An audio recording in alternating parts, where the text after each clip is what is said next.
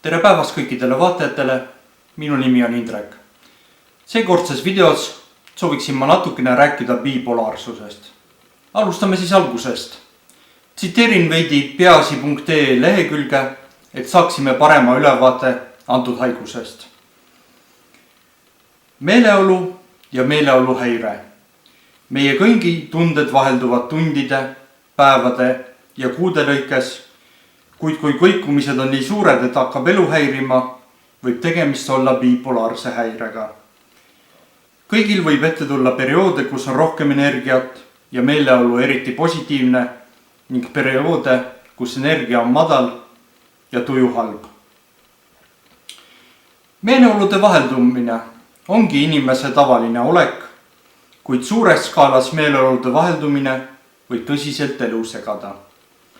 See võib mõjutada nii toimetulekut koolis ja tööl, kui ka suhteid teiste inimestega, kellel on raske kõikumistega ära harjuda.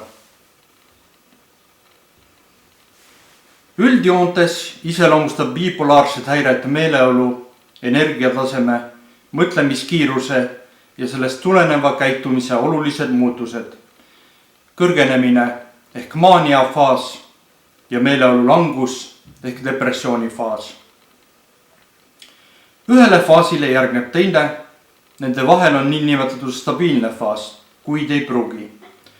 Tõusud ja mõõnad võivad vahelduda nii päevade, nädalate kui ka kuudega.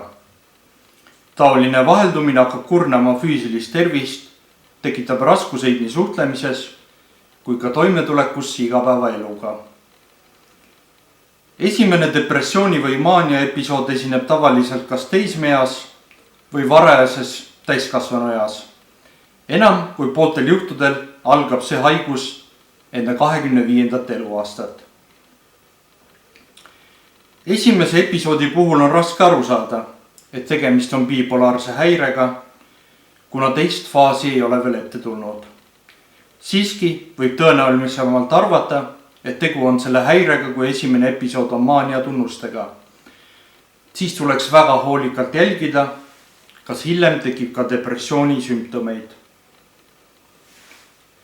Kuna inimesed on erinevad, võib nende bipolaarne häire ka erinev välja näha. Võrrelda tuleks muutust tavaoleku suhtes. Inimene tunneb, mõtleb ja käitub varasemalt erinevalt. Mõnel inimesel on depressiivseid episoode, mõnel maania episoode, mõnel vahelduvad aga faasid pidevalt, mõnel on üht või teist episoodi mõnel korral elus. Kuidas bipolaarset häiret ära tunda? Bipolaarse häirega käivad kaasas tugevad emotsionaalsed kõikumised. Kõrgenenud ja alanenud meeleoluga kaasnevad olulised muutused energiatasemes, aktiivsuses, unevajaduses ja käitumises. Iga meeleolu muutuse episood erineb oluliselt inimese tavalisest meeleolust ja käitumisest.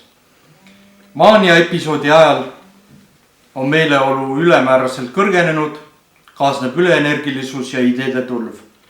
Depressiivse episoodi ajal tunneb inimene ennast õnnetu ja masendununa, tal puudub lootus, et tulevikus võib midagi paremaks minna. Mõnikord esinevad korraga nii maania kui depressioon. Seda kutsutakse segatüüpi seisundiks. On normaalne, et eelpool kirjeldatud sümptomeid esineb aeg-ajalt igaühel. Bipolaarse häire sümptomid on aga tugevamad. Nad esinevad igapäevaelu lõikes ja vähemalt 1 nädala vältel.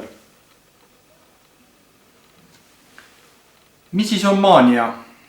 Tavalisega võrreldes kõrgenenud meeleolu, eriti hea tuju kuni eufooriani välja või ka oluliselt kergem ärritumine. Ebatavaliselt kõrge enesehinnang. Inimene tunneb ennast eriti targa, tugeva ja ilusana. Ta võib uskuda, et tal on erilised võimed või oskused. Unevajadus on väiksem kui tavaliselt. Muutumine väga jutukaks.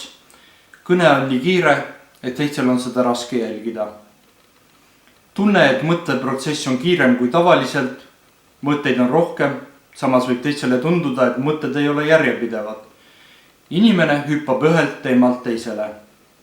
Inimene ei püsi asja juures, on kergesti eksitatav, tähelepanu võib kergesti hüpata kõrvalistele asjadele, ei suuda keskenduda.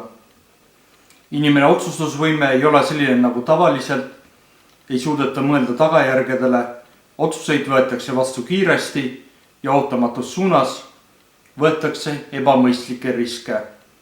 Üleüldine aktiivsus on kasvanud suhtlemises, õpingutes, töös, hobides või ka seksuaalsuses. Sooviksin ka jagada enda kogemust bipolaarse häirega. Kuna bipolaarne häire on üsna peidetud häire mõnes mõttes, sest mis ma selle all silmas pean, on see, et teda on raske tuvastada. Kuna mul on olnud depressioon juba mitu aastat, siis ma alguses ei saanud aru, et tegu võib olla bipolaarse häirega. Bipolaarsed häired ma hakkasin kahtlustama umbes aasta tagasi, et sellega võib tegu olla. Sellepärast, et depressioonile järgnes tavaliselt selline maaniline episood, kus ma tahtsin võtta hästi palju asju ette.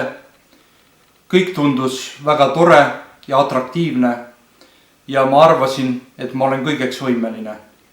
Esimene suurem maania episood oli mul umbes 2 aastat tagasi, kui oli niimoodi, et mu kõne oli häiritud, ma olin hästi elevil ja lõpuks oli niimoodi, et ma olin 30 tundi olin ma järjest üleval, sest ma ei suutnud magada.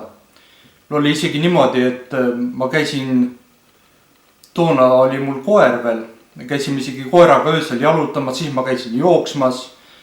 Ühesõnaga energiat oli nii palju, et seda ei osanud mitte kusagile panna.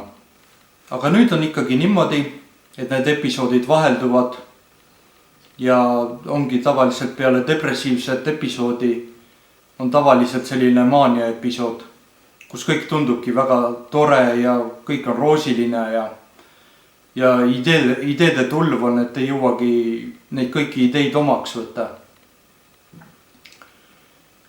Bipolaarsus on jah selline omamoodi kummaline haigus, et mingil määral sa nagu tunned, et sa oled vajalik ja väärtuslik ja siis, kui see periood läbi saab, siis tunned ennast täiesti tühja ja saamatuna. Aga ma praegu rohkem midagi lisada ei oskaks. Aitäh kõikidele vaatajatele, et vaatasite ja kaasa mõtlesite ja võite kirjutada mulle kommentaare või Facebookis Messengeri. Suured tänud vaatamast ja peatse kohtumiseni!